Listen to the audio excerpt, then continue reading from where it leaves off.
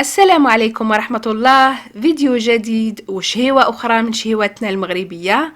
اليوم غادي نشارك معكم وجبة غذاء اللي حضرتها للأسرة ديالي، بالتالي هي ماشي عراضة، إذا ما غاديش تكون مكلفة. حضرت بسطيلة ديال الحوت اللي رافقتها تحلية ديال الفلون اللي غادي نشاركو معكم في هذا الفيديو. ماشي بالضروره حتى يكونوا عندنا الضياف عاد نحضروا هاد الاطباق اللي هما طبق رئيسي مع تحليه. انا مره كيعجبني نحضر هاد الاطباق فقط للاسره ديالي. ما غاديش نطول عليكم، نخليكم مع المقادير وطريقه التحضير وفرجه ممتعه. بداية غادي نحضر الفلون. هو الأول حضرته ليلة من قبل باش يبرد. عندي هذا فلان غويال ديال 8 ديال الأشخاص، يعني في لتر من الحليب، وديال 4 كيجي في نصف لتر. كيكون فيه 2 ديال الأكياس، كيس هذا ديال البودرة ديال الفلون وكيس ثاني هذا ديال الكراميل. كراميل نوعية جيدة كنصحكم به، كيتباع كذلك بوحده. كتكون قرعه فيها ما عقلتش بالضبط، ولكن كتكون ب 25 او 27 درهم. كتباع عند بائعي لوازم الطبخ او ديال السلعه اللي كتجي من الشمال. فرغت محتوى الكيس في الكاسرونه وصبيت عليه الحليب مقدار لتر، وكنحرك جيدا حتى كيذوب الفلون مع الحليب تماما. وكنوضع الكاسرونه ديالي فوق النار حتى الغليان. خديت هاد المول، كنفرغ فيه محتوى كيس الكراميل، وكنوزع الكراميل ديالي في المول. ثم من بعد غادي نصب عليه الخليط ديال الفلون وغادي نخليه يبرد حتى الصباح او اليوم الموالي. ندوز دابا باش غادي نحضر معكم البسطيله. المقادير هي كالتالي: عندي كيلو ديال الكالامار مع 600 غرام ديال الكروفيت و600 غرام ديال الحوت الابيض، قزبور ومعدنوس مقطعين، 2 معالق كبار ديال مركز الطماطم، ملح حسب الذوق، معلقه صغيره ديال البزار، معلقه صغيره ونص ديال السكينجبير، 2 معالق صغار ديال التحميره، نص معلقه صغيره ديال الخرقوم، 3 الفصوص ديال الثومه محكوكين، شويه ديال الزعتر، القليل من الملون الغذائي، 2 معالق كبار ديال صلصه الصوجا، 2 معالق صغار ديال الهريسه او حسب الذوق، عصير نص حامضه، والشعريه الصينيه. ندوزو الان للطريقه ديال التحضير. وعلى بركة الله، بسم الله. نحضروا الشرمولة هي الأولى باش غادي نشرملو بها الكالامار والكروفيت والحوت. عندي زلافة اللي كنوضع فيها القزبور والمعدنوس اللي عندي مقطعين، ثم غادي نزيد عليهم الثوم. عندي 3 الفصوصة ديال الثوم محكوكين، بالنسبة لي 3 الفصوصة ديال الثوم كيتعتبروا كافيين.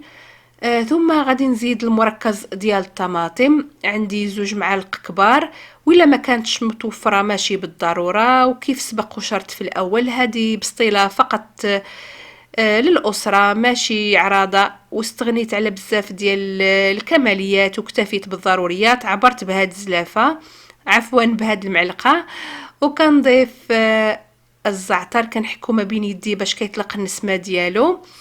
المعلقه هي باش عبرت المركز ديال الطماطم. كنضيف سكينجبير، وغادي نضيف الخرقوم، ثم غادي نضيف التحميره والابزار والملح، ثم غادي نضيف القليل من الملون الغذائي. بالنسبه للملون الغذائي كيبقى اختياري، وهذه هي المعلقه باش عبرت التوابل، لانه ما بين كل معلقه ومعلقه كاين فرق. ثم غادي نضيف الصلصه ديال الصوجا، غادي نضيف 2 معالق كبار، ثم غادي نضيف الهريسه والعصير ديال الحامض.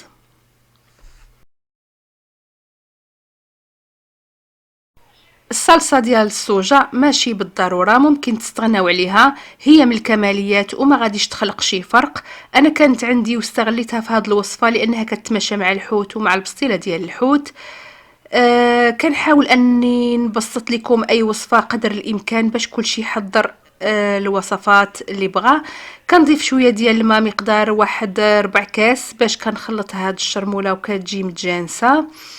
البسطيله ديال الحوت هي الحوت بالدرجه الاولى ولا شيء اخر غير الحوت. بغيتي بسطيله تجيك على حقها وطريقها، كتري الحوت ويكون حوت طري. دابا غادي نجيو للمقله، غادي نوضع فيها مقدار واحد المعلقه كبيره ديال الزبده ونخليها تذوب. غادي نبدا بالكروفيت هو الاول، غادي نوضعوه في المقله باش غادي يتشحر.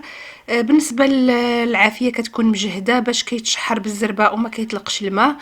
غادي نضيف عليه مقدار واحد المعلقه كبيره ديال الشرموله اللي حضرت معاكم وغادي نحركو. هو طيابو ساهل، ما غاديش ياخذ وقت بزاف، غير كنحركو من بعد غادي نزولو.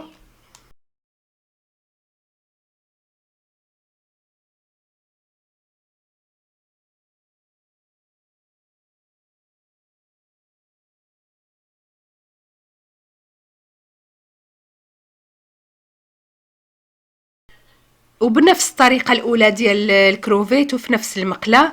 غادي نشحر الحوت وكيف ما كيبان لكم، مع ذلك الكروفيت طلق الماء ديالو. كنضيف معلقه ديال الشرموله وكنبدا كنقلب في هاد الطريفات ديال الحوت حتى كيطيبوا وغادي نزولهم دائما في نفس المقله وبنفس الطريقه. غادي نطيب الكالامار، احتفظت بنفس الشرموله اللي كانت في المقله باش كلشي كيتنسم مع شي. كنوضع الكالامار ونخليه يطيب حتى هو الطياب ديالو ساهل، ما خصوش يطيب بزاف حيت ما حدو كيطيب بزاف كيقصاح. من بعد ما طاب الكالامار كنزولو بهاد المصفات. وبالنسبه لهاد الماء اللي طلق لينا الكالامار والحوت ما غاديش يضيع، غادي نستغلو كيف ما غتشوفوا معايا من بعد. في الوقت اللي نقيت الكروفيت خديت القشور ديالو وطيبته في الماء وصفيته وخليته في هاد الطنجره. دابا غادي نزيد عليه هاد الماء اللي طلق لينا الحوت والكالامار والكروفيت مع ديك الشرموله. غادي نشعل على الطنجره ونخلي هاد الماء تطلع فيه الغليه باش من بعد غادي نرمي فيه الشعريه الصينيه. بلا ما تطيب الشعريه، فقط كنرميها في هاد الماء وهو غليان وكنطفي على الطنجره غير باش كتطلق الشعريه وكترطاب، باش من بعد غادي نصفيها. هنا كيكون كلشي واجد، الشعريه تصفات والحوت والكروفيت والكالامار طابو. غادي نبدا نقطع فيهم.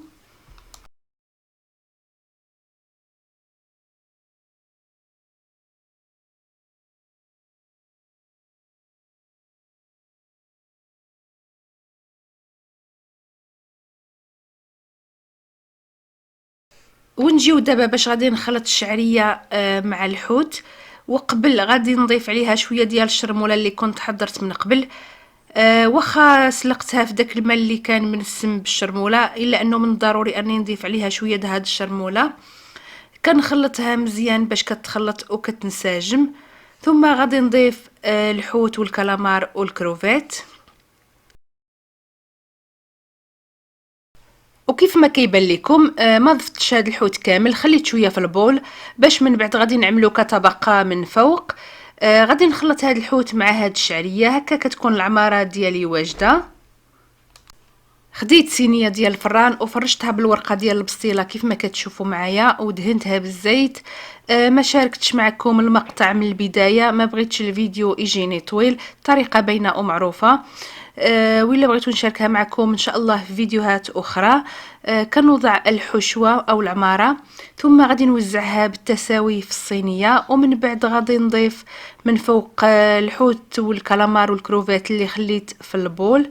بديت كنجمع في الورقه وانا كندهنها بالزيت بالشكل اللي كتشوفوا معايا. صراحه هاد الورقه صدقات معايا ماشي مزيانه، كتقطع بكل سهوله وما كانش عندي البديل، كنت مضطره انني نكمل بها.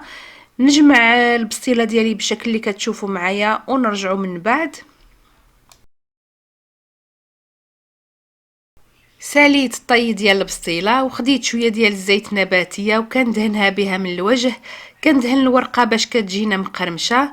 ثم من بعد غادي ناخذ عود ديال الشواء وغادي نعمل ثقب كيف ما كتشوفوا معايا.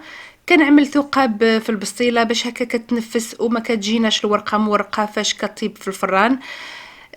ندخل الصينيه ديالي الفران اللي مسخن من قبل باش طيب وتتحمر، وندوز باش غادي نحط معكم الفلون اللي حضرنا من قبل. هنا كنقلبوه في الطبسيل او في طبق التقديم، وغادي نزينو برقائق اللوز. كيبقى تزيين اختياري، لكم حريه الاختيار في طريقه التزيين. ممكن ايضا تزينوه وترافقوه بالفواكه المشكله والمعلبه اللي كتباع جاهزه. وهذا هو شكل ديال البسطيله ديالي من بعد ما خرجتها من الفران. زينتها بحبات من القمرون المقلي مع شرائح ديال الحامض واوراق ديال المعدنوس. وهذا هو الفلون. نتمنى الفيديو ديال اليوم يكون نال اعجابكم. وصفه سهله قدمتها لكم بتفاصيلها خصوصا للمبتدئات. هذه كانت فقط وجبه غذاء. ان شاء الله مازال نشارك معكم بسطيله اللي هي على حقها وطريقها ديال الضيافه، شي حاجه ديال تحميره الوجه.